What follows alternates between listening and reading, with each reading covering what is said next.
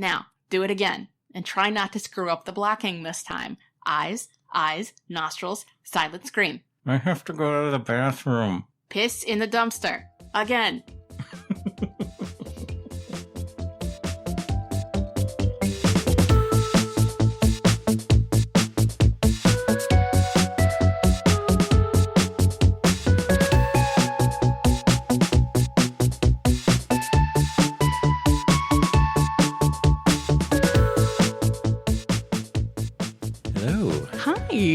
Hi there. Hi. Well, I just have to tell you, I'm relieved to be in from out of the rain. It is gross tonight in New York City. Did anyone leave any cakes out there? Or? Luckily, there was no cake left out in the rain. Also, I think MacArthur Park is in Los Angeles. Yeah, I've walked past it a few times, so I can confirm.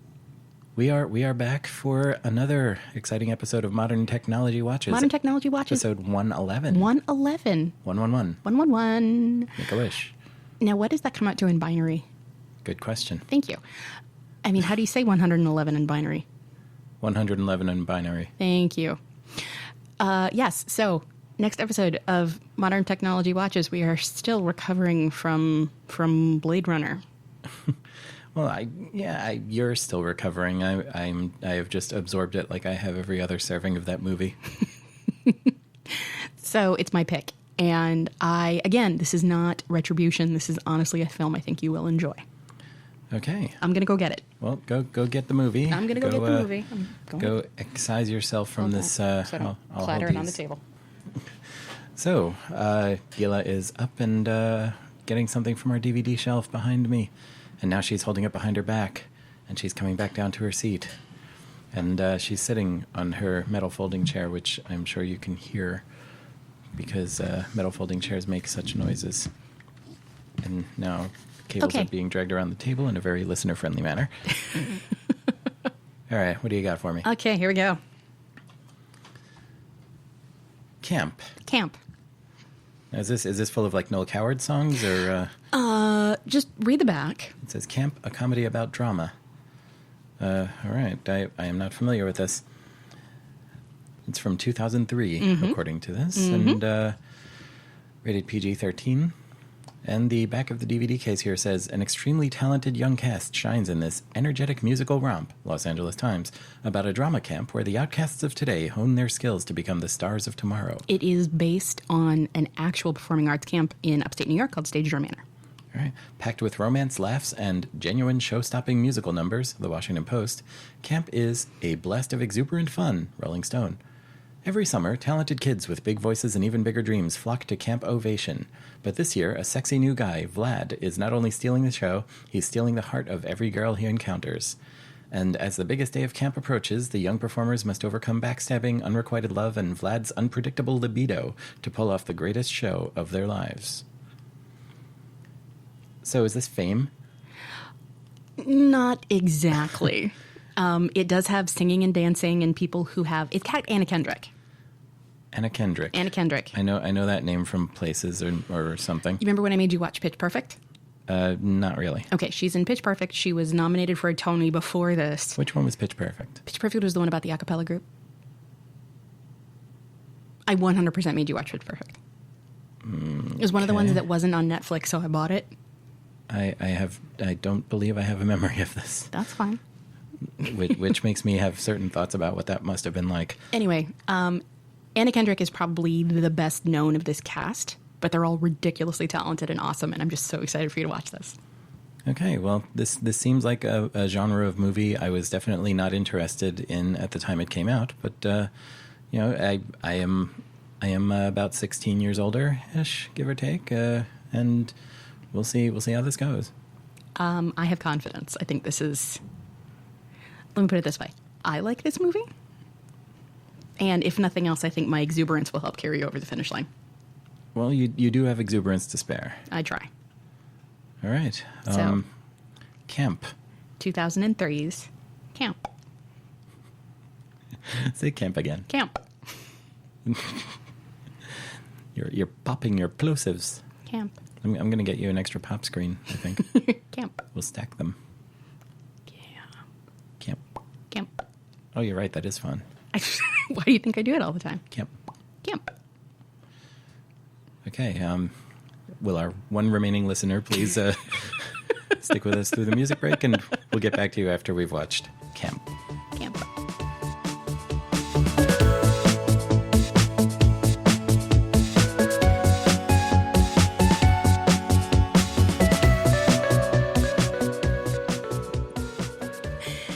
Hey, Rob. Hey, Gila. Are we back? We are back. That is fantastic. So we have unpacked after our trip to camp. Our trip to camp. We've come back after our trip to camp. We have, and I didn't hate the movie. I didn't like the movie. Okay. It was just sort of there. Okay. I mean, there are things about it that are totally the opposite of up my street. That's fair. And then there are things about it that should theoretically be up my street. And they just came together in a way that really didn't do much for me. Okay. I'm interested, before we get into it, I'm interested in why it is you chose this movie. Well, first of all, because if you remember back on episode 107, I believe it was, when we did Josie and the Pussycats, I said I was choosing between two movies. Ah. Yes, I wanted to do this one for a long time. I really like it. I enjoy it, despite a lot of the issues that it unquestionably has. And before we get any further, I will stipulate the acting is not good for the most part. It's not. And what's interesting is that some of the kids in the cast have gone on to pretty substantial, two of them have gone on to pretty substantial acting careers. We'll get there later. But yes, for the most part, the acting is not good. Yes, let's just stipulate that before we get any further into the conversation. I mean, it's a bunch of child actors, and anytime a movie is a bunch of child actors, you're probably not going to get Royal Shakespeare Company quality performances out of them. That is true. But sometimes child actors can be, charming, and other times they make this movie. I mean, I think part of the thing is that apart from the three main characters, and even then, there wasn't a lot of character development in a lot of places. There was a lot of one-dimensionality going on that was really not well served by the acting chops of the characters. Or of the actors, I suppose. So again, to stipulate, yes, not great acting performances. Not so much. How did you come by this movie? Well, this movie was released when I was a year after I graduated from college. So I was in graduate school. And I remember watching it with my brother's girlfriend at the time. And she and I both loved this movie. And it became like a touch point in our friendship. And we would quote lines at each other. And it was a lot of fun. I really liked the music. I've always enjoyed it. And as a kid who went to camp and had some really wonderful formative experiences and made great friendships, even though it wasn't a performing arts camp exactly like the one in the movie, having had that experience, yes, I think I am positively disposed towards liking this. We've spoken a little, not on mic, but about our relationships to camp, like, as a concept. And by camp, I mean the place where you go on a bus and stay in cabins and whatnot. Camp is a noun, not camp as a verb, or camp as an adjective. Not like 60s Batman or... 60s Batman or pitching tents in the desert. Or the forest. But no, I never went to camp as a kid. I grew up hearing about it as this, on one hand, mythical thing that it seemed like from certain TV shows and cartoons and whatnot that it would be this fun thing. And then from other TV shows and accounts from people I knew who had been there, seemed like just basically school outside. It seemed like this thing that basically the privileged kids went to or got sent to get out of their parents' hair. And it was certainly beyond the reach of anyone in my family. So that beyond that, that's the only concept I ever had of it. But you've told me stories about when you were a camper and when you were a counselor type person. it still seems like I'm not sorry I never went, because things I hear about it all make it sound like something that wouldn't have been for me. On the other hand, so I'm disposed to not be into this movie because it's about a bunch of kids who I don't find charming at all. And on the other hand, it's about theater kids.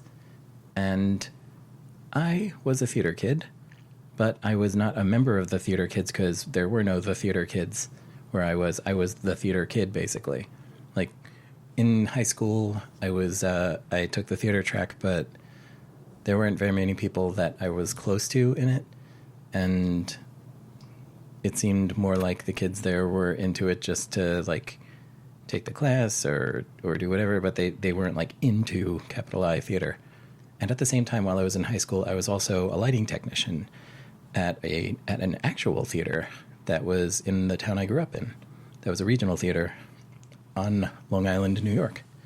Right. And I was a theater kid when I was in high school. And what's interesting is that at my summer camp, every age division does a musical every summer. I never had a part in our musicals. They thought I couldn't project, apparently, or that I was quiet and shy, so I never had a role in any of our musicals. That's batty to me because you can project like nobody's business. I've been there. I've seen it happen. You have. No, it's true. I've made it happen. You have. All of these things are true. You shouted at me. Hey. In good ways, to get my attention across a hotel mezzanine or whatever. Yeah, no, I can definitely do that. But I was a very shy 13-year-old, and they didn't think that I would be able to be heard in a gymnasium full of people. So we did Bye Bye Birdie, and I was one of the Conrad girls. Stuff like that. Yeah. Whereas when I was in theater in school, even though I was into it, they put me in the tech side, just by default. I think that's where they put most of the boys. In fact, I think it must have been 11th grade theater track, it was separated into like maybe 3 different classes, and so they took the class at different times, but they all came together and worked on the same production at the end of the year. And I was the only boy in mine. Wow. Which sounds like, in the parlance of this movie, I might have had, a lucky time, but I did not. So, I didn't really do the play at camp. I mean, we all did it together, but I wasn't in it so much. At home, when I was in high school, I did what was called the winter play, which was directed by one of the English teachers who also taught drama, which was completely separate from the musicals. It was a very political thing. I did the winter play for 2 years. My best friend to this day was also in the winter play. There is a picture of us in costume. We have pictures of us in costume from our junior and senior years that are in this apartment. And we also did a community play, which is best just not spoken about. What was funny about my theater kid experience was, I didn't connect with kids in school about it, really. But, I didn't have very many connections in high school, just full stop. But because I had happened to... I was told of the theater in my neighborhood by a sympathetic teacher who made a phone call for me when I was just chatting to him about how I really wish I could be involved more fully in it. And he called the local regional theater, and it just so happened that their lighting tech had handed in his notice, and the then current show was going to be his last show. And so, without knowing me from Adam, they were gracious enough to let me come in and talk to the artistic director, which I did, and we got on well, and he said, okay, you basically go up to the show it started. It was a production of Chapter 2 by Neil Simon, and he said, okay, just, this is the lighting tech, just watch what he does, and come back next week and watch what he does again, and when we start another show, it'll be your job. So, which it was, and I was a full-fledged lighting tech running the lighting board for, I think, 2 years and change in my teens in an actual theater starring adults, and I got to hang around with theater people.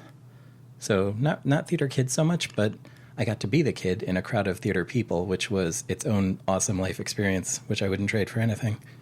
So that's actually, I think, a really good segue to, well, also to mention one of the dissonances with this movie that I think also might have been something that separated you from it a bit, because these kids were all performers. They're no tech kids. Mm-hmm. They made costumes and stuff, but the directors, the musicians, the set crew and everything, they were all adults.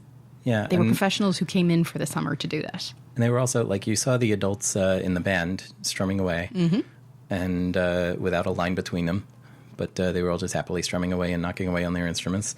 The sets and lighting just sort of happened, and thanks to Hollywood movie magic, it happened with production values equal to or beyond what we were doing in actual regional theater.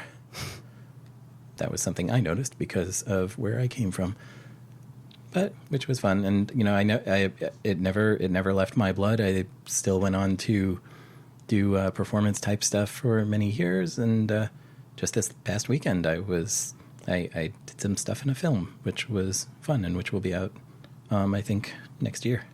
Awesome. And, you still, I don't know, perform, and we put on a show in our home little studio. We do. If you haven't listened yet, check out our other podcast, Modern Technology Breaks, which has one episode out so far, and which more are in production. Yes. And that's our little sketch comedy type deal. That's so much fun. Modern.technology/breaks. As opposed to this here podcast, which is at modern.technology/watches. So. Yes. Okay, so here's the thing about the cast. Mm-hmm. Is that it's a bunch of teenagers, basically, and a couple of adults, and most of them no longer work in this sphere. This was like, it had the kids movie aspect of the adults were basically useless, and the kids seemed to be in control of everything for the most part. The adults showed up for plot points and a couple of storyline gimmies. The thing is, too, like, they seem to be trying to do the thing that if you're a theater person, of that whole genre of theater that's about theater, which is basically the target audience is all the theater people who aren't working on something else at the time and therefore too busy to come see it. Things like it's only a play, noise is off, that whole thing of like it's theater about theater, and sometimes when it's not good, it can be like just this solipsistic jerk off and a real waste of time. But sometimes it's golden, and this time I don't think it worked for me on that level. Okay, that's fair. Okay, so I realized we have not yet watched Pitch Perfect together. Yes, you had said before the break that you showed it to me. We later discussed it further, and no, you hadn't shown it to me. We went back in our notes. You got it to show to me. But. Yes, and we haven't watched it yet. Okay, so basically running through the cast, the people who... I'll just go through it really quick. Sure. Okay, so we have Daniel Letterly as Vlad Bauman. Vlad Bauman. It's like someone was clicking a random name generator. Okay, and this kid, like, he showed up and he was the new kid who was insanely popular and attractive and charming. That because the movie drives that point home with a hammer and spike. Except he's not terribly charming. But we'll come back to that. Mm-hmm. Okay, Joanna Chilcote as Ellen Lucas. Which one was Ellen Lucas? Ellen... She was the main girl. She was the main girl, okay. Blonde girl. That's another thing, like, a lot of the characters in this movie kind of ran together for me. So she is now a high school arts and English teacher. And the actress? The actress, not the character. I have no idea what the character would be doing now, but... The character is now. There was no Animal House type thing at the end where no. she was shot by her own company in Vietnam or exactly. Okay. Next is Robin DeJesus as Michael Flores. Yes, I'm sorry. Going back to the what's his bucket, the charming guy. Did he ever do anything else or? No, he worked at some theme parks and did some theater in Europe. Played Duty in a production of Grease in Germany, and that's it. Greasy Duty. Okay. Greasy Duty. All right. So who's third? Robin DeJesus as Michael Flores. Okay. Now I was telling you about this. He's an active actor. He was in the Heights. He was in the most recent revival of La Cage. He was Tony nominated for both of those shows.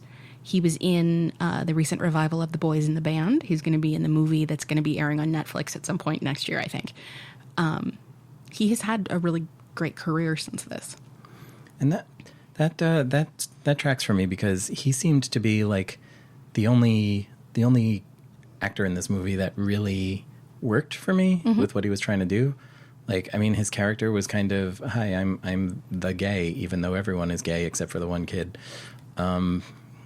But he was he was selling it. He reminded me a little of Marcelino from the Warriors and 3-2-1 Contact. Yes. Like just the sort of quiet, shy, Afro-bearing yes. You know, oh my God. Latino kid. I knew he reminded, when we saw The Warriors, I was like, this character reminds me of someone, and I don't know who it is. And now, Marcelino Sanchez, yeah. Thank you.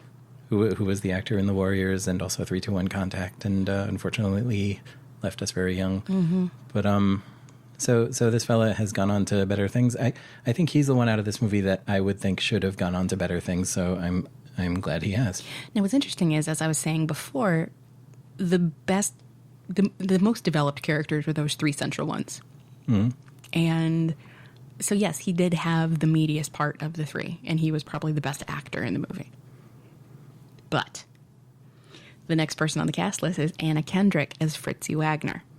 Now, Anna Kendrick is the name that was familiar to me for some reason. Yes.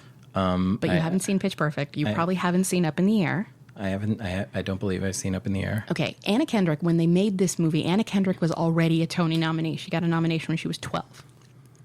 But she's since been nominated for an Oscar. She was in the Twilight movie. She was in Scott Pilgrim versus the World. Oh, who did she play in that? The sister who worked in the coffee shop. Okay, yeah. And all right. I think that might be where I remember her that's from. one of the places you remember her from. We also have her Saturday Night Live on the DVR. You remember the one, the sketch where there was a Little Mermaid sketch and she was trying to sing all that current music and like sing Inky? That's Anna Kendrick. Oh, okay. Okay. All right.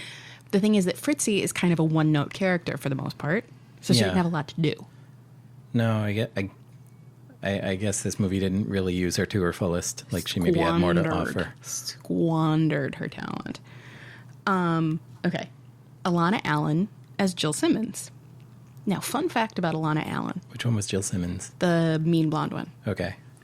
Fun fact about Alana Allen is that in the early aughts, VH1, cashed in on that craze of casting your next project through a reality show. Oh, boy. The Search for the Next Partridge Family. Oh, that's a thing that happened? Homegirl was the Lori. But yes, Alana Allen, she's kind of disappeared from the scene. Okay, I'm also very curious who's been editing this Wikipedia page. Next, we have Vince Romaldi as Spitzer. Which one was Spitzer? Okay, Miss Allen, we've all seen the beginning of Fame. Yeah, that line, I don't think I saw who actually said that line. Okay, that was him. He was the one who was like, I'm going to sing Don't Rain on My Parade, and was parading around the room with a walker. Oh, okay. He was when they had like the dorm at this camp where basically every guy was gay except the one, and like they still managed to be the gay dorm. Mm-hmm. The very gay dorm. With a rainbow flag on the wall and a framed picture of Stephen Sondheim on the dresser. Right. Very subtle. Very subtle. But yeah, so Spitzer was just there. Okay. Next on the list, we have Don Dixon as Bert Hanley. And he was the director dude. He was the director dude. He with, was with the popcorn stuck to his bottom lip. And the drinking problem. Yeah. Okay, so here's Don Dixon, because I'm like, he looks very familiar. There's no reason for him to look familiar. He's not an actor. Okay. He's a music producer. Huh. He's apparently a very well-respected music producer. Okay. But not an actor. I would not debate that point.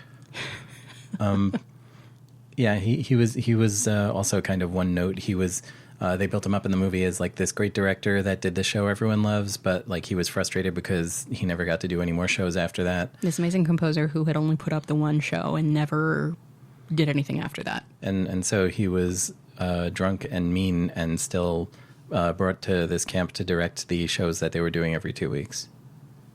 Yes. To be part of the stable of directors because they're putting up a show every 2 weeks. And he's this middle-aged bald dude who has the worst little soul patch, this like 5 white hairs under his lip. It was sort of like the white picket fence of soul patches. It was like a Hitler mustache that like got lost. But yeah, it was just ridiculous, and it looked like he was eating cotton batting and like a piece of fluff got stuck. Okay. I focused on it during every one of his scenes. You're a man with facial hair. I get it. Tiffany Taylor as Jenna Malloran. Now, which one was she? She was the one whose parents wanted to send her to fat camp. Oh. And compromised on having her jaw wired shut before sending her to theater camp. The one who was the fat one in a Hollywood sort of way, which meant she was slightly curvier than everyone else. Yeah, but I could also see what they were leaning on with her dad. Like, obviously, this one brought up a lot of feelings for me. Mm-hmm. But yes, and you're sending her to theater camp when she can't open her mouth. So she actually was part of a very funny set piece.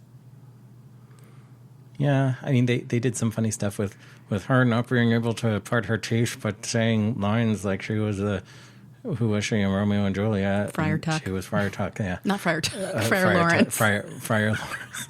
No, that's a whole different friar. Oh, man. As Frank Perdue said, that's a whole different friar.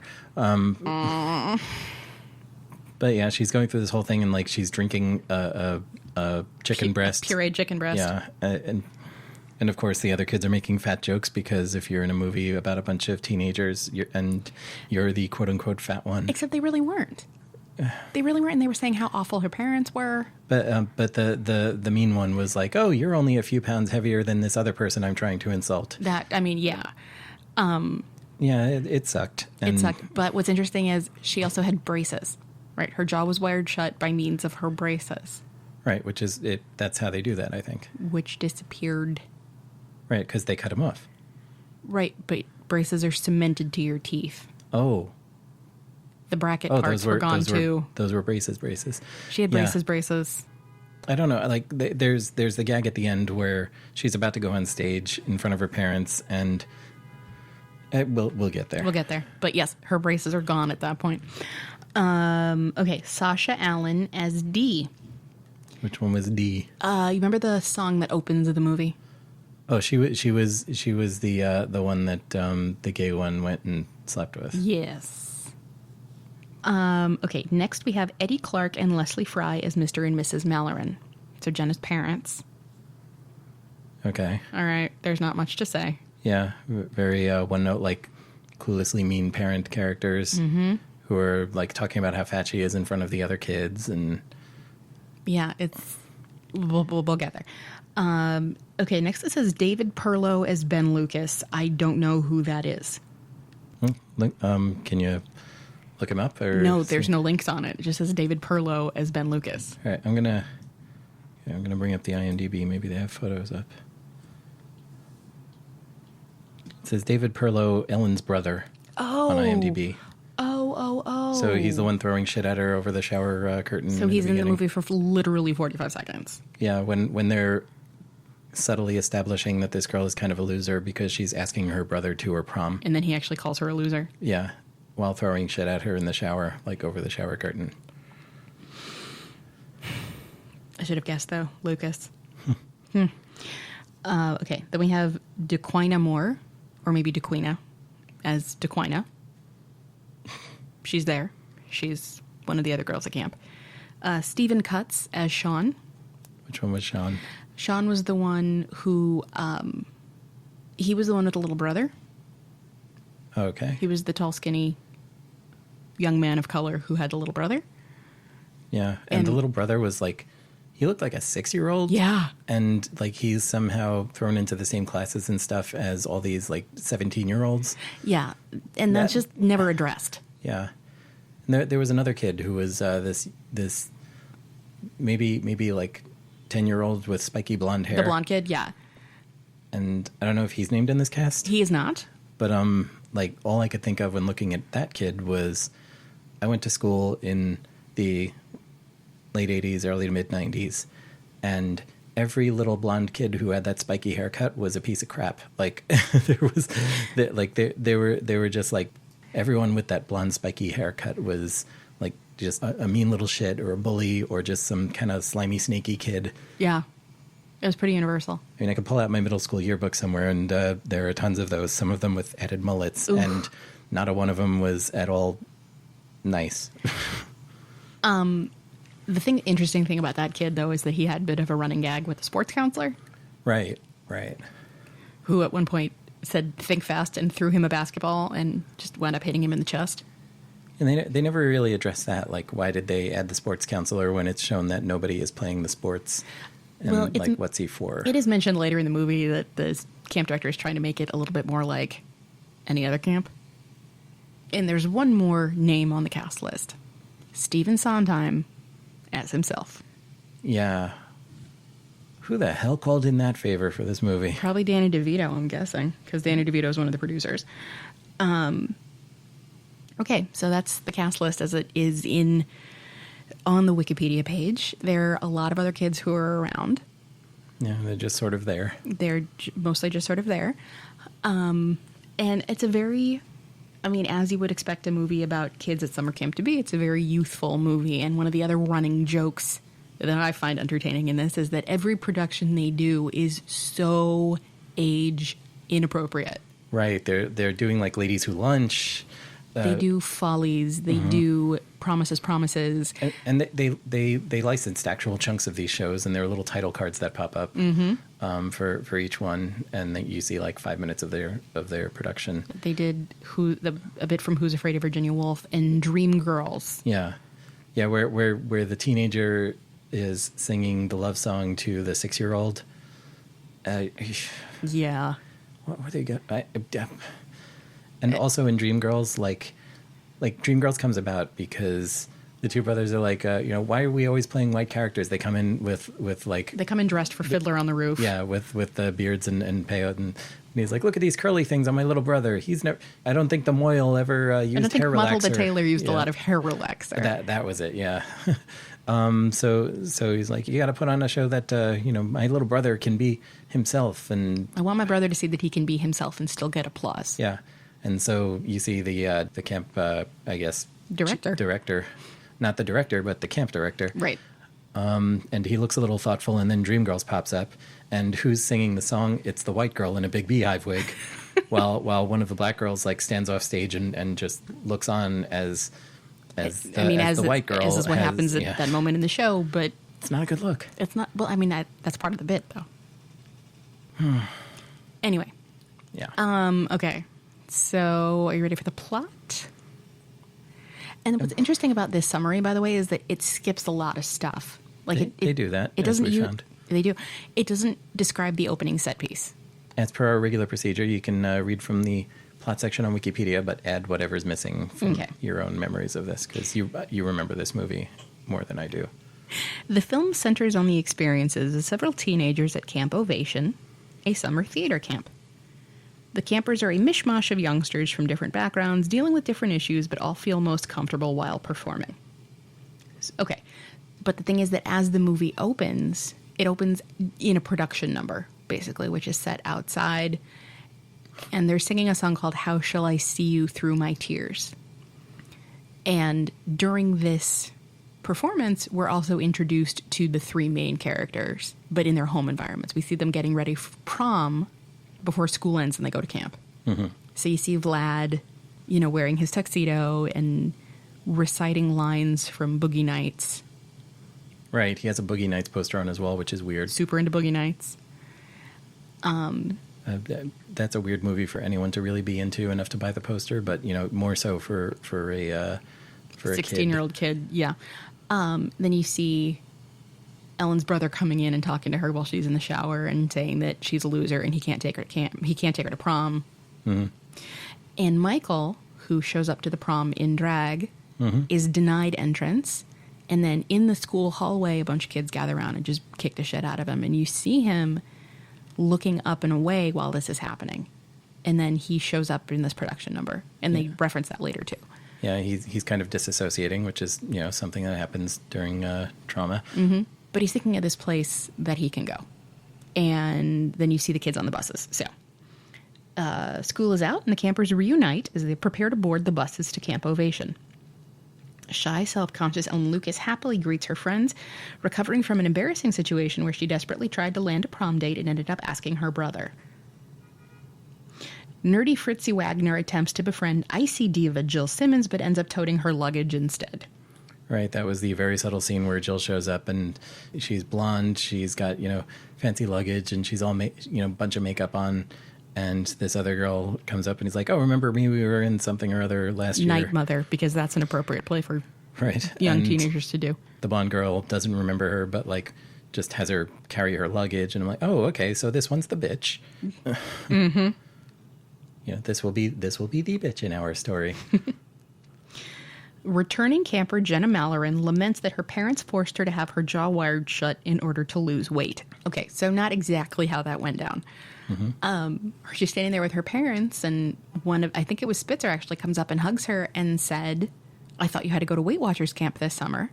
Her mother said, well, we wanted her to go, but she insisted on going back to Camp Ovation. And then Dad goes, yeah, so we compromised and had her jaw wired shut. And so Jenna basically spends a lot of the movie just sort of like rictus grinning because she can't do anything else with her face. Right, but the parents are also openly saying in front of this girl's friends, oh, we had her jaw wired shut, and she, look what she looks like, and she's terrible and fat, and I get what they were going for, but sometimes these kids' movies in the course of making the kids the heroes make the adults way too freaking villainous for suspension of disbelief. Yeah, and like I said, stipulation, acting, not good. Right. Okay. Upon arrival to Camp Ovation, the kids settle in. Now, this is my note, the camp I went to had cabins, not this kind of dorm situation. Not like 4 kids in a room with an attached bathroom and carpet. Except the rich girl had a big room all to herself with a princess bed. And a big round princess bed, and Fritzy had a little cot in the corner with a cross nailed above it. Did you notice that? Yeah, that was weird. Okay. Ellen converses with her friend Michael Flores, a gay teenager who was violently beaten by his classmates after showing up to his junior prom in drag. I don't think they mention this part later, where he actually gets a letter about the incident, and they're like, because you weren't wearing a tuxedo or an ankle-length evening gown, you were in violation of the dress code, and therefore everybody was completely justified in kicking you out of the prom. Mm-hmm. And they're like, and Spitzer says, so you got kicked out because of your hemline? It's fine. Okay. The campers are struck dumb with the arrival of Vlad Bauman, a handsome new camper who is, as a staff member, marvels, an honest-to-God straight boy. Mm-hmm. And that comes up because obviously they're, auditioning for shows. And everyone is out there practicing, doing warm-ups and whatever. And right. But before that, Ellen goes to see her pals, Michael and the other 2 who are there in the gay dorm. Sean and Spitzer. And then, of course, the 4th bed is going to be taken up by this straight boy who shows up. And he's like, oh, I'm here now. And he goes off to use the bathroom, and they're all whispering, is he gay? Is he gay? And then he comes back, and he, puts a football on the dresser, and then a basketball, because, you go to camp, you bring your own sports balls. And a skateboard. But when they have auditions, this kid brings his guitar and sings Wild Horses by the Rolling Stones, and not, a show tune. Right. But he strikes me, the character strikes me as the guy who would bring his twanging acoustic guitar to the party. And, anyway, here's Wonderwall. There's no question. There's no question. And, it's interesting because one of the things that they keep mentioning is he's like, my guitar. And he's definitely that guy, who also, has figured out that the guitar helps with the panty dropper. Yeah. So he sings Wild Horses, and what's interesting is that in that audition, the band of these professional musicians, they all start backing him up. Right, like as you do in a Hollywood film when you've not rehearsed a number together or knew it was coming, but you can all just suddenly play perfect backup for it. But also, like, I think out of all the kids, because there's a lot of singing in this movie, and they either got talented singing kids or, you know, dubbed them over well. But this kid is, the movie's trying to sell him as like, oh, he's super talented as well. And, you know, listen to how great he's singing. And his guitar playing is very scrapey and his voice is really annoying. And the movie's like, wow, that's great. You know that thing on an acoustic guitar that when someone's playing the acoustic guitar and like in between strums on the strings, you get that little squeak, and like it adds a little authenticity to a performance if you know you put in the right amount. But like if you're squeaking all the time like a deranged mouse,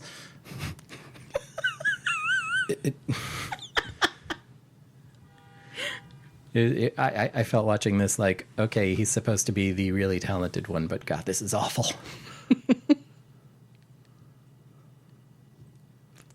The deranged mouse. Yes. Wow. Okay. Camp Ovation puts on a new play or musical every 2 weeks. Now, that's not entirely fair. They put on several shows every couple of weeks. And for the first batch of shows, Vlad and Ellen and Jenna are in a play called I Don't Even Remember What, Midnight Sun, I think, which involves the three of them sitting in a dumpster. And you enjoyed that rehearsal sequence because the director was just yelling at them. Yeah. This was a director who was a Latino character who was like, I escaped from Cuba when people would have been shot in the street for doing this, and you're messing it all up. And you piece of shit. And he goes and calls the kid, you privileged piece of shit, and stuff like that. And I'm like, okay, someone in this movie with, you know, my point of view. Stop. God damn you all. Yeah. So yes, nobody in this movie can act. No, nobody in this movie can act, but he was at least kind of a sympathetic character for me. I'm on team that guy, team angry mustache guy. Vlad and Ellen bond after rehearsal one day and flirt a bit. However, soon afterward, Vlad is seduced by the conceited Jill, who later makes cruel cracks at Ellen for her weight and her inexperience with boys. Right, Jill is like, she slips him a note that says, I have a great surprise for you tonight, and so he goes to her room where Fritzy is like waiting on her hand and foot. Oh, do you want Fritzy to fix you a bug juice or anything? Yeah, and then she's like, Fritzy, get the hell out of here, and she does. Leave us. Yeah, leave us. And you know, basically, hi, my name is Jane Villain. And so then he smooches her and the camera pans away tastefully. But the whole thing is like, okay, so these two children in this movie have just screwed, and what consequences is this going to have? Like, I figured watching this movie, okay, when he gets, and you know, spoiler again, but he gets actually interested in Ellen later and they start a thing. And it's like, okay, is she going to find out that he screwed the rich girl? No, she doesn't. It goes nowhere. It does nothing. He just sort of did. And that's it. Well, it's also interesting because he said, like, when he got to her room, he said, I'm supposed to be running lines with Ellen. And she goes, oh, she has the whole summer to do that brother-sister bonding thing she does with the boys. Like, Jill is awful. And she's written to be awful. Mm-hmm. And, you know, Alana Allen, I can only assume, is not pleasant because I mean, she played this very well and it wasn't well written. It wasn't well written, and she, I guess, made the most of the material. But yeah, it was basically central casting. Okay, I'm the horrible teenage girl who's going to screw everything up for everyone else. Feeling guilty, Vlad comforts Ellen and the two begin to inch toward a relationship. They have this new thing now. It's called drums. You're going to love it. Oh, God. Yeah, he stops the show tunes on our boombox, and he's like, oh, you know, we need some better music. And she goes, well, I don't just listen to show tunes. I know some Joni Mitchell. And he's like, Joni Mitchell, get out of here. And he puts on some damn rap thing. And he's like, they've got this great new invention called drums. And then he puts on a track that's very obviously like a 808 drum machine. And those aren't drums, kid. They start dating, and it's very a series of conniving scenes between them. Conniving? Not that the characters were conniving, the movie was conniving. Okay. It was just like, oh, okay, you're supposed to root for these two now, and we're not going to tell you why, just, take our word for it. I didn't take their word for it. The camp enlists a guest counselor for the summer, composer Bert Hanley, whose play The Children's Crusade was a one-hit wonder many years earlier. Frustrated with his lack of recent success, he is now a grumpy alcoholic and shows up 2 days late at Camp Ovation. He constantly drinks on the camp grounds and is very irritated by Vlad, who idolizes him and attempts to strike up conversation. So Right. The other thing I find very interesting is that Vlad is presented as like the cool kid and everyone loves him, and oh my god, he has no social skills. Well, None. Also, just he is not as charming as the movie's trying to make us believe. That's also true. But like this guy shows up, and he shows up. You see him in the parking lot, like waking up after sleeping in his car, and he's got sunglasses on, and his clothes are rumpled, and he brings in his suitcases, and the camp director picks up one of the suitcases, and you hear the clink of bottles full of liquid. Okay, we get it. He's a drunk. Again, assuming that this was your standard uplifting kids movie, and like, okay, the kids are going to cure him of being a drunk at some point. Nope. He just remains that way. But it's funny though, at the beginning, he's like, they said, "Where have you been?" He said, "I'm not going to lie to you. I've been drinking for 3 days." And the camp director goes, "You've been drinking?" And he's like, "Well, not like you say it like that. Drinking? Then it sounds bad." You did enjoy a few parts of this movie. It had some good lines. But yeah, Vlad comes in and is like, "So how come you never wrote another show?" And Hanley's like, "Get out of my room. Mm-hmm. You need to go now. Thanks for He's stopping like, by." "Yeah, we did a production of your show, and it was really good. And I worked out all the chords on my guitar. Yeah, and I listened to the LP all the time because it's not out on CD. Did you know that?" Yeah. And I mean, if the kid's supposed to be a musician, he knows how the music business works. So you would think he wouldn't be so clueless as to go, "Did you know your CD's out of print?" Or, yeah. I mean, I think it's also interesting. I think that also might have been to portray, he knows how to be everywhere else but here.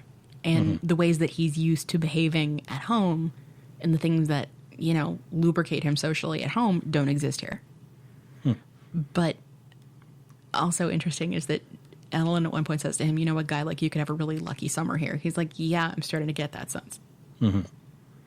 Because he's the only straight boy. He is the only straight boy. It's established that all the girls are seeing this as an opportunity, and the evil girl gets him, and then the protagonist girl gets him, and stuff. Jill shares the cabin with Fritzy, who is still catering to her every whim. Like, literally, unscrewing the caps of her Snapple bottles, leaving them on, it's crazy.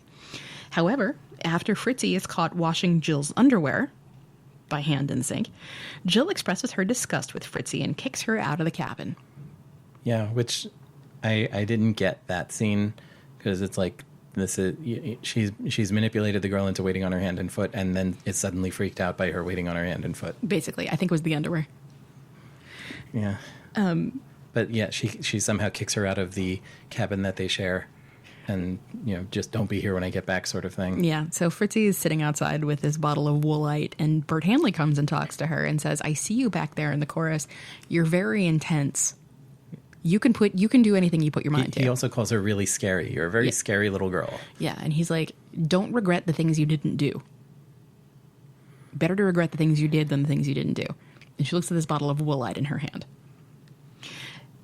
The usually meek Fritzy becomes filled with borderline psychotic rage and sabotages Jill's next performance in company by putting Woolite in her Snapple. Right. You see her looking at the Woolite bottle and the warning, "Do not swallow," on the label. So their company's up. It's time I wonder how Woolite felt about that product placement. I don't know. So company's up. It's time for the ladies who lunch. Jill is singing it. Yeah, this scene entertained me. Because she keeps throwing up. Yeah, she's alternately singing a line from the song, then turning around and throwing up, then turning back around, singing another line, turning around and throwing up. And Bert Hanley and the camp director are standing together in the wings. They're like, "What are we going to do? We got to end the show." And all of a sudden, Fritzy turns up in costume, ready to go on. Mm-hmm. And she's like, I just didn't want the kids to be disappointed.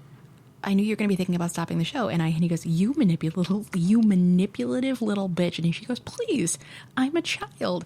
He said, what are you doing? He's like, look, she's fucked. I'm ready. And the goddamn show must go on. So she yanks Jill off the stage and comes in and just like slays the ladies who lunch. Right. She reveals herself to be a talented and passionate actress. Thank you, Wikipedia. And the two of them are kind of at odds for the rest of the movie, and it's a lot of fun. Michael is rooming with Vlad, on whom he has developed a crush. Vlad convinces Michael to invite his parents to his next play, although his father is incredibly unsupportive of his homosexuality.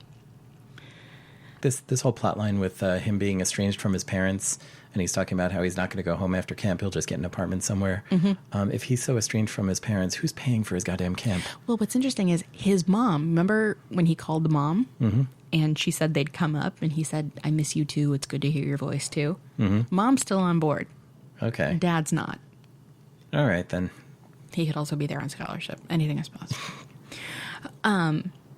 His mother tells him they will come. Michael notices mid-performance that they did not. Crushed, he flees the stage. Okay, this is underselling what actually happens here. Right. He and Wired Mouth Girl are... He comes on as Romeo, and she's the friar, and he like sees his parents aren't there. Then he shifts into... What the hell does he start doing? So he switches to...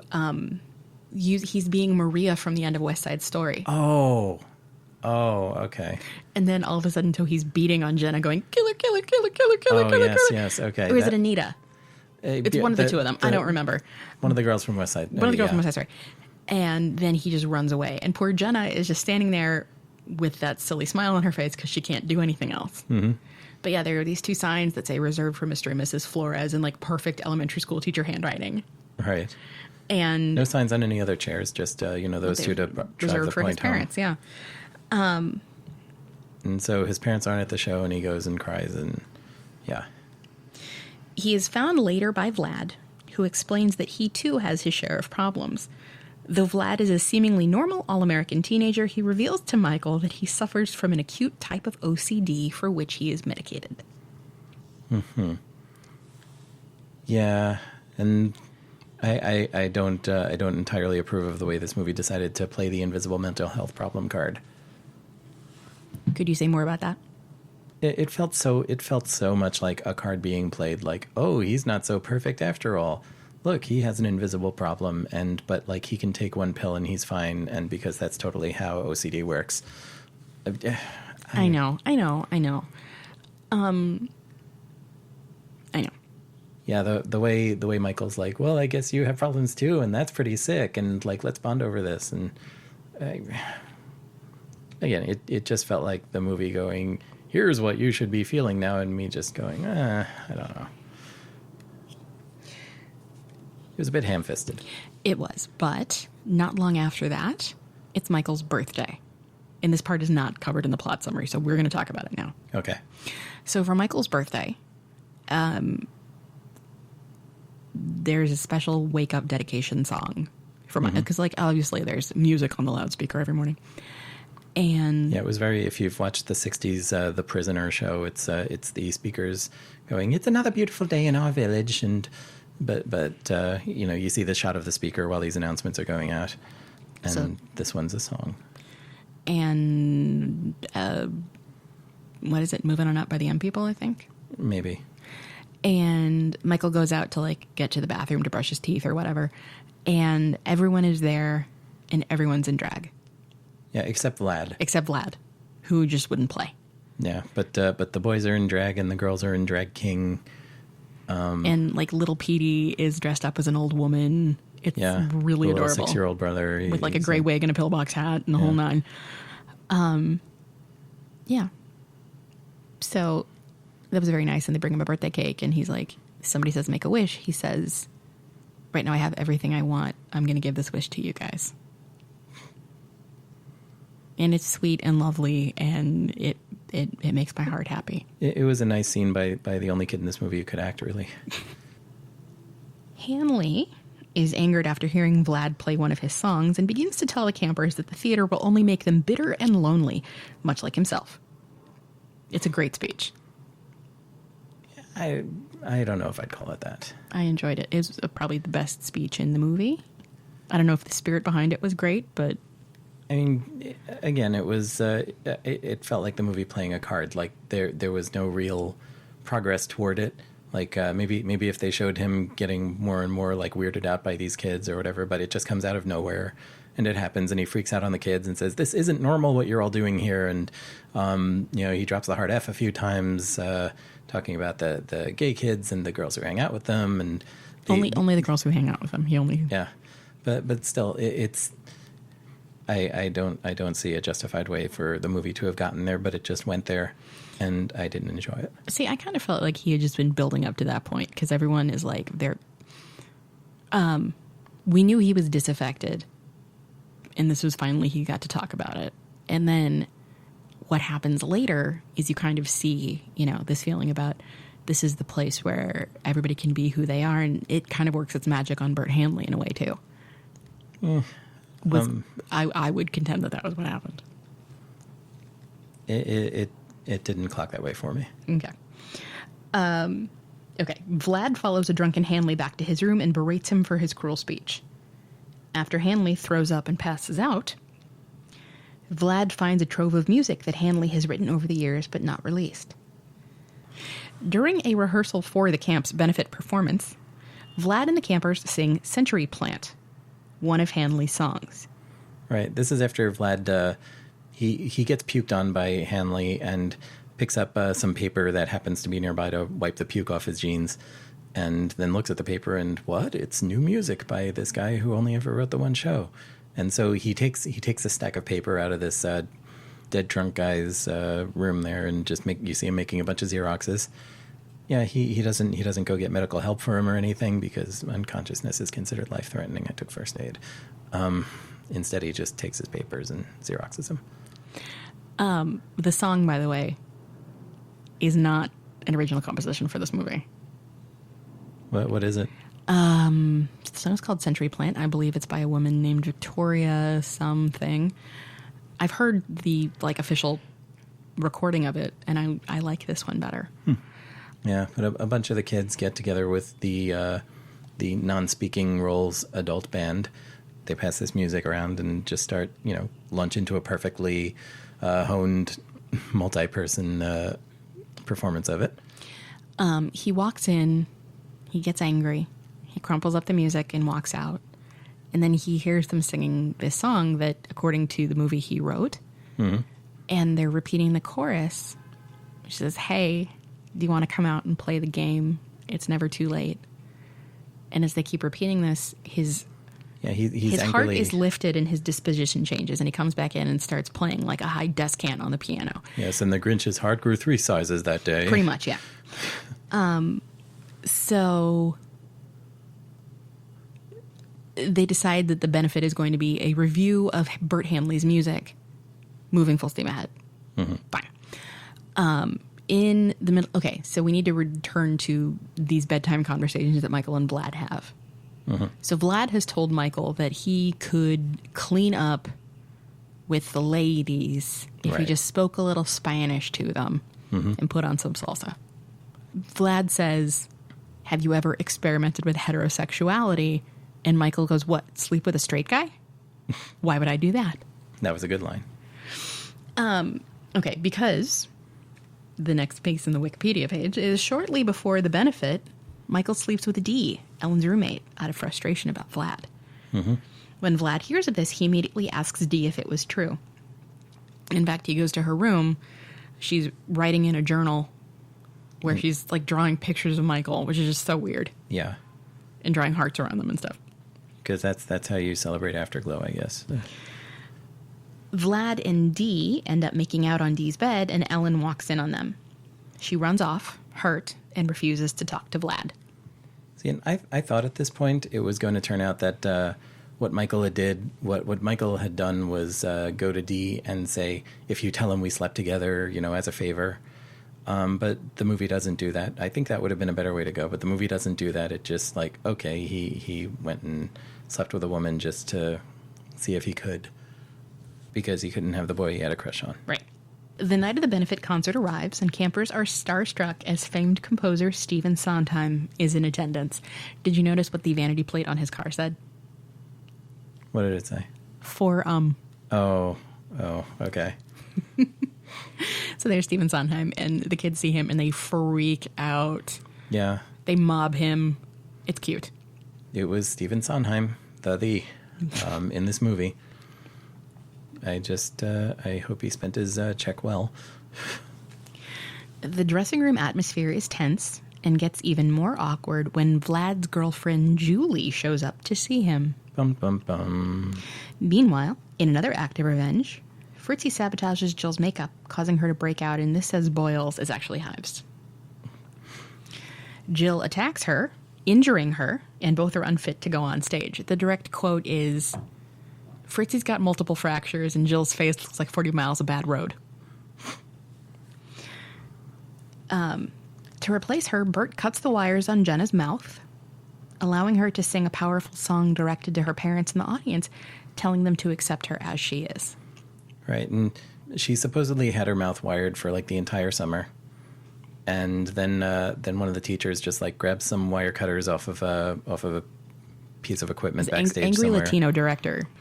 He picks up these clippers, and the implication is that they just cut her wires off for her. But yes, not only do her braces disappear, but she can fully use and work her jaw without having to exercise it back after 3 months of atrophy. And when her parents got there, they see her, and Mom and says, also her mouth isn't pouring blood. Right. Well, Mom says you look great, and Dad says, I'm surprised you still look like this after having your mouth wired shut all summer.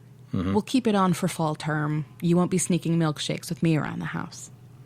Yeah, and she's like, I have to go get ready. Hi, I'm evil Dad. Like, so when they see her singing, Mom is crying, and Dad is like, we're gonna have to get the wires put back on. Like, you can see him thinking that. Mm-hmm.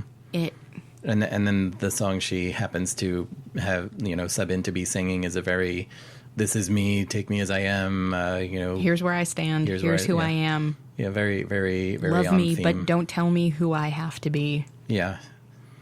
So, lucky that the other two girls beat each other up, so they couldn't sing this song that just happens to describe her situation perfectly to her parents in the audience. It's the magic of film. Yeah. The benefit is a hit, but Vlad, Michael, and Ellen are still arguing. Vlad and Michael meet up by the lake, where Vlad strips down to gain Michael's attention. After being set straight by Michael, Vlad admits that he is an attention junkie and attempts to please everyone in order to gain their good favor. He apologizes to Michael for leading him on. Okay, let's back up here for a second. Yes, let's do that. Vlad says to Michael, well, now that you know that you can be intimate with a woman, don't you think that it's possible that you're actually straight? And Michael says, no. If I learned anything, it's that I'll get beat up one too many times and choose being with a woman as the path of least resistance because I know I'm capable of it. Mm-hmm. Yeah, he said something like, I didn't want to know that about myself. Yeah, that's something not happy that I know. I think that might be like the best speech in the film is what he does at that point. Legit. Because of the actor and because it's a shitty situation the movie put together, but like I think it realistically describes that situation. Mm-hmm. Very much. And a little bit of actual sympathetic character action going on.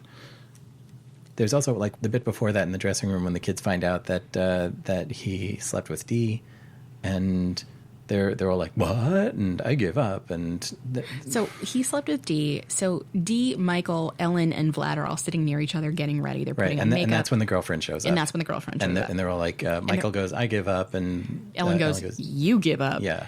But they're all yelling at each other. Yeah. And Ellen says to Michael, you know there's no such thing as bisexuality anyway. Yeah.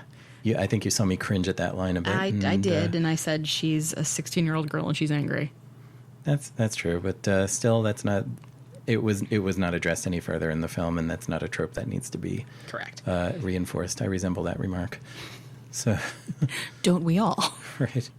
And then there's Julie, and she's like, "Can we go somewhere in private?" And Vlad's like, "I have a show." She's like, "Okay, I'll see you later then." Mm-hmm. And Ellen's like, "Wait a second. You never said anything about having a girlfriend. I was supposed to assume you had a girlfriend." Yeah, and he goes, of course, you didn't ask. And she's like, I was just supposed to intuit that you had a girlfriend and that, of course, you screw around and you didn't ask if I had a boyfriend because a girl like me wouldn't have a boyfriend. Mm-hmm. What was going to happen to us when we got back home? Because this is a camp that pulls from basically one metropolitan area is the way that we're supposed to understand it. Also, just sorry, this is going back to the beginning of the movie. They're riding a school bus with like 3 duffel bags in the back seat. I'm sorry. If you're going away to camp for 2 months, you need more stuff than that. Unless you get some little freaky girl to wash your underwear for you. Even then, you would have thought they would like, you know, at my summer camp, semi-trucks go up with all the luggage. Yeah, it was kind of the Gilligan's Island thing where they, you know, brought enough luggage for a 3-hour tour and somehow had changes of clothes for like 5 seasons or whatever that show went on for. Exactly. Dude had his football and basketball and guitar and boombox and skateboard and I think a full UNIVAC computer and whatever. Yeah. So we're down at the lake, and Ellen arrives, and Vlad explains that he still cares about her, and that his girlfriend Julie had just broken up with him. So then he asks her if she wants to go out when they're back at home. And Michael says, "I know you didn't just ask her out after everything you did all this summer. This boy not only has cojones, but he has burritos and huevos rancheros too." Yeah. And then, of course, Ellen's like, okay. After another apology, Ellen forgives him, and the 3 go swimming. And you're like, wait, is that the end of the movie? And I said, yes, that's the end of the narrative. Yeah, it just, the screen immediately shifts to just the title, but then more stuff happens. During the end credits, the entire cast does an elaborate rendition of Todd Rundgren's Want of a Nail, which I think is supposed to be portrayed as like the ending of The Benefit. Right, so now they're attributing Todd Rundgren's work to Dude with a Popcorn Lip. Yeah, there's some original songs and some that already existed out in the world that just got put into the narrative. Yeah, so the reason I think that narratively that performance is supposed to be the end of The Benefit is because Fritzy and Jill aren't there. Because Fritzy's got multiple fractures and Jill's face looks like 40 miles of bad road. They're not appearing in this ending number. Right. The thing that I think of for that piece is just it's joyful. It is absolutely joyful. And Michael's there in drag. And it's lovely.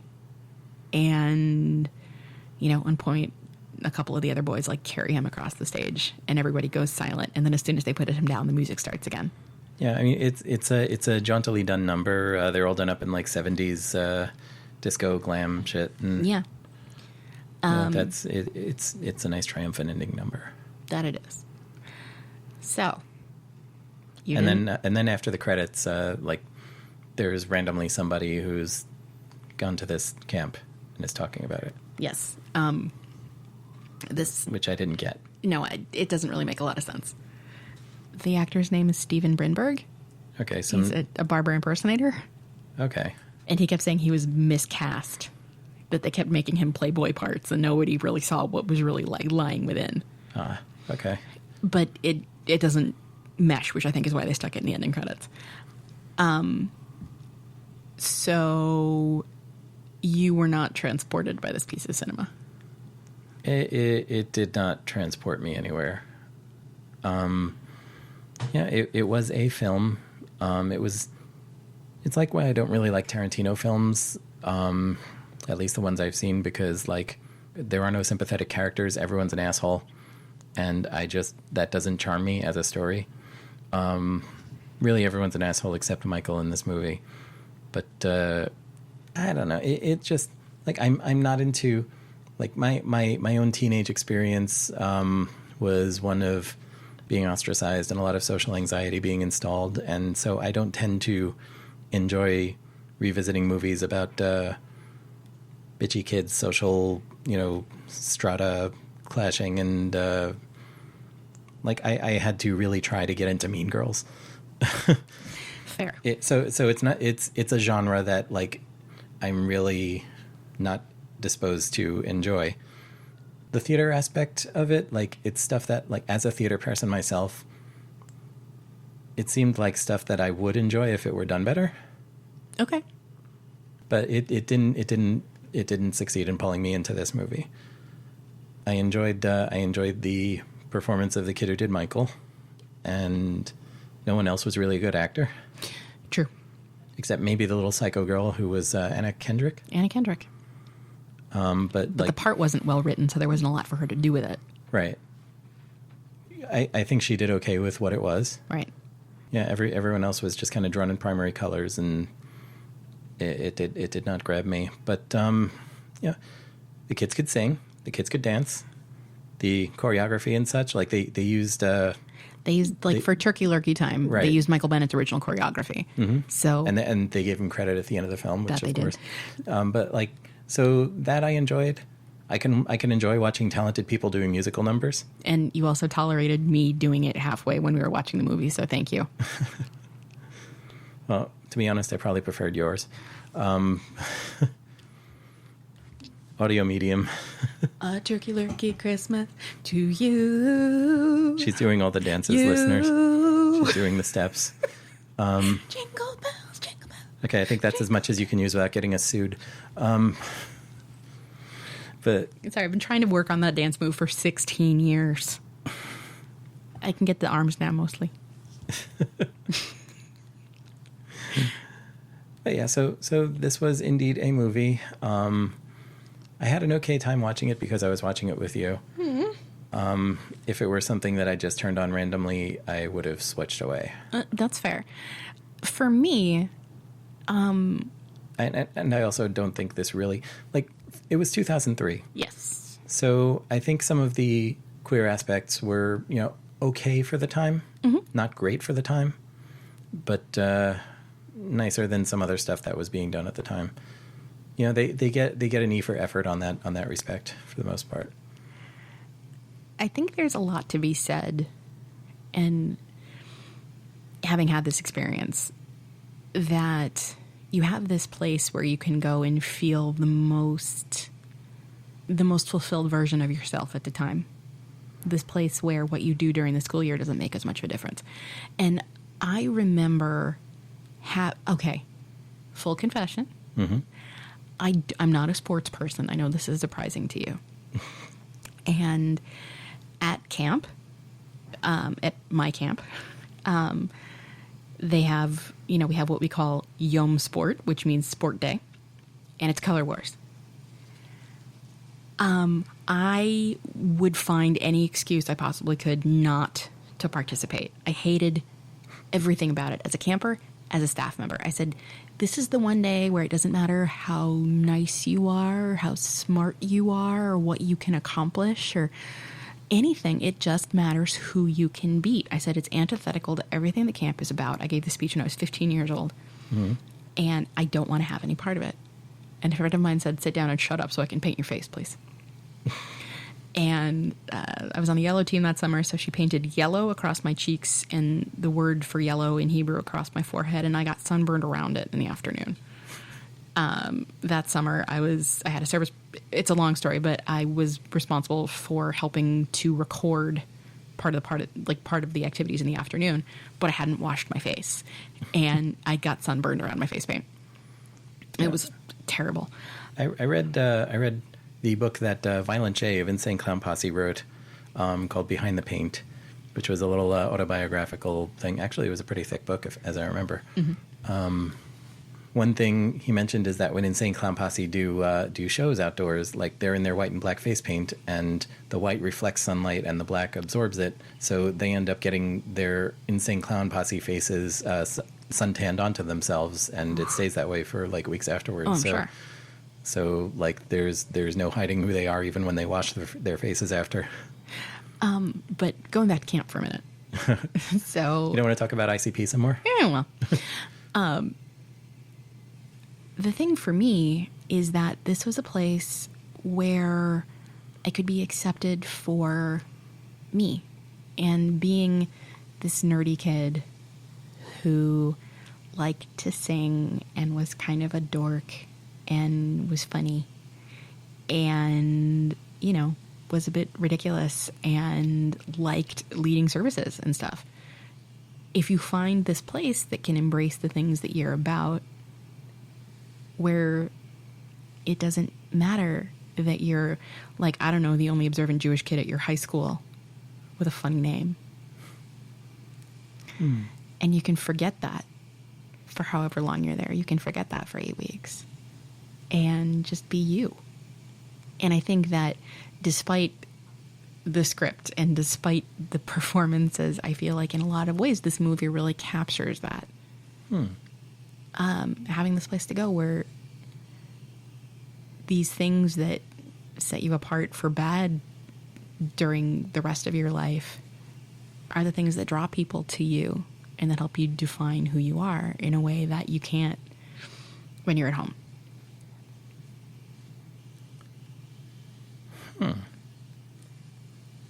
Okay.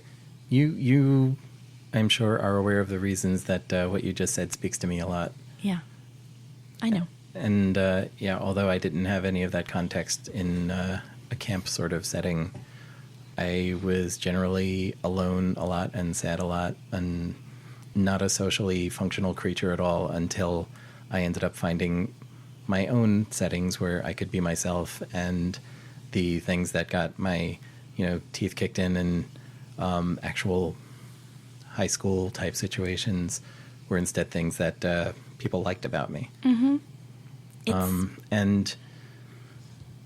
Finding your crowd is, I've found, a pretty vital part of life. And now that I think of it in the context of what you've just said, I can see how this can be a really meaningful movie for somebody who found that sort of thing in a scene like this. So, if we wanted to translate it to your personal experience, if this movie were set at a hacker conference. Yeah. I mean, work is starting behind the scenes on the next Hackers on Planet Earth conference, which will happen summer of 2020. You can go to hope.net for more info on that. I cannot believe you pitched the conference on our podcast. Hey, you took me there. You just took me there. I know, I did. I'm sorry. But also, like I said, this past Sunday I spent on a film set performing, and it had been a minute, like a long minute, since I'd done any of that, and I spent a lot of time, especially like between takes when you're just waiting for stuff to happen, and I spent a lot of time thinking about, God, I missed this, and that's somewhere else where, like, when I'm doing something in sort of a performance kind of sphere, and I'm hanging out with everyone else who's doing the work on that production, and chatting with people about stuff, and it was also like it lacked the negative context of the last time I had spent any time in that sort of setting. It was a really bright and fun and cool experience that I don't think I fully realized how much I missed until I went and did it again. Yeah, no, for sure. And had a great time. So, yeah, I'll probably say more on this program when that thing is closer to release or after it releases. And I'm sure I didn't end up on the cutting room floor or anything. So I can see what you're saying. And just one more thing. Also, being in this circumstance where you get to try things that you wouldn't necessarily get to do. Like I said, every show that these kids put on is so screamingly age inappropriate. And there is a brief montage of when Bert Hanley arrives. He's like, so what show am I directing? And the answer is Follies. And by way of telling him that it's Follies, you see a montage of 3 girls who range in age from probably 12 to 17 singing I'm Still Here. If you're not familiar with I'm Still Here, it is the battle cry of a war-weary showgirl, and she's saying, I've done everything that you could possibly do, and it's Elaine Stritch's signature song. And Elaine Stritch was old when she was young. So you think of this, road-hardened, battle-hardened adult, and this song is being sung by 12-year-olds. It is, so yes. It's very dissonant. It's very dissonant, but also this idea of camp as a place where you get to grow and try things that you wouldn't get to at other times. So yes, this film touches me on a very deep level, despite the fact that, yes, the acting is bad. We can just own that. But I love this movie on such a deep level. And I remember early in our relationship, we would sometimes sing each other songs and send them to each other via telegram. And I sang you a song from this movie and sent it to you. Do you remember? Which one? I Sing for You. Because I didn't know it was from this movie. It was from this movie. I'm sorry, do you not like it anymore? As with Turkey Lurkey, I like your version. So I knew the choreography, Michael Bennett's choreography for Turkey Lurkey Time from seeing it here. And when they revived Promises, Promises on Broadway, we went and the curtain went up and Turkey Lurkey Time starts when it was time for Turkey Lurkey Time. And my mother and I like clasped hands. We were so excited and they didn't do any of this choreography and we were brokenhearted. Oh, I know. you know, I could see re-choreographing shows when you revive them, but like some things are pretty iconic. Like I knew that dance. Listeners, she's doing the arms. She's still doing them. Okay, returning to our audio medium. Sorry, I can't not do that when you. Oh man, can't say the words. Okay, so yes, I think we've said what there is to say. Well, so your Firefly is up. My Firefly is up. Yours hitched a ride out of camp and went home. My Firefly has had a basketball thrown at it by an out-of-place sports director and is just wondering now why it's been attacked. So, listeners, if you have anything to say about camp, the noun, the adjective, or the film, let us know. You can email us at watches@modern.technology. We know we have listeners literally all over the planet, and we haven't heard from almost any of you. Yes, we've heard from some people in person who, which is very nice, but send us some emails. Send us an email. Find us we're on Twitter at MTPodcastNet. Find us on the Modern Technology website. That's modern.technology, where you can find out about us and our social media and everything else we're possibly doing. Okay, so the one request we have for you. For me? For you, our listeners. Oh, for them. For them. For you. For you. The royal you. For the royal you. For you, our listeners. You accepting us into your ear things. Yes. So we mentioned this in the end credits last time, but we're going to actually put it in the body of the show this time. If you like our show, if you think our show is stupid and you want other people to listen to it so you can make fun of us together, tell people about it and rate us on whatever podcatcher is serving us to you and help us get a little bit of traction out there. But tell people you know, or your enemies, or random strangers on the street. Tell people about us. This is our 11th episode, and I don't know, I think we've got a pretty fun little back catalog. We have, and we are also, like, some ideas are coming together for future special runs of this program, which will deal with certain cohesive series of works that I will speak no more of at this point.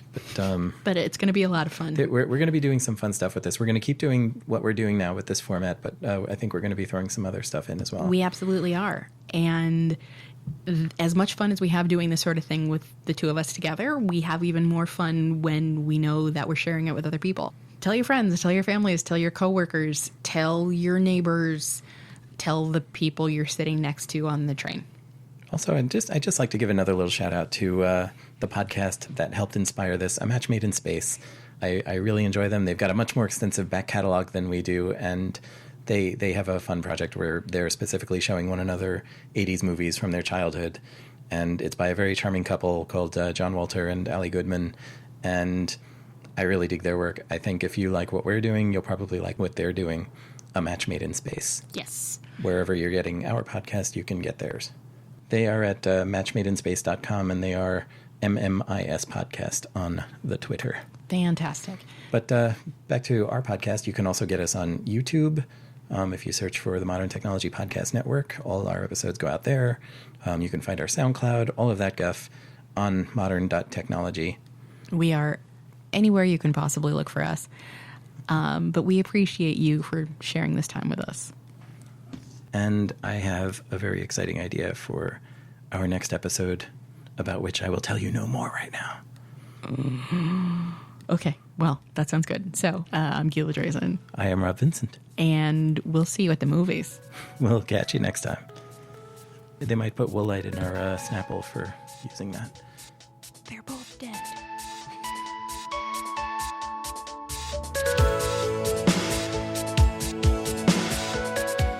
You've been listening to episode 111 of Modern Technology Watches with Gila Drazen and Rob Vincent.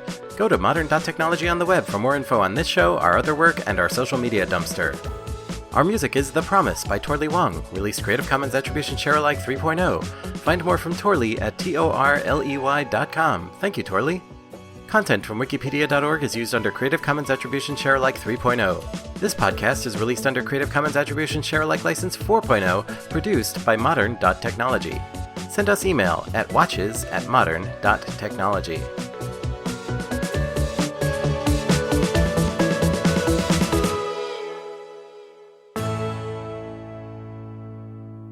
Are we leveled appropriately, Mr. Firefly? Not yet, we're not. I'm Okay. still trying to get things situated where I'm not, like, making draggy noises with cables and shit. Draggy noises like work. I don't like cables and shit. Yas, queen.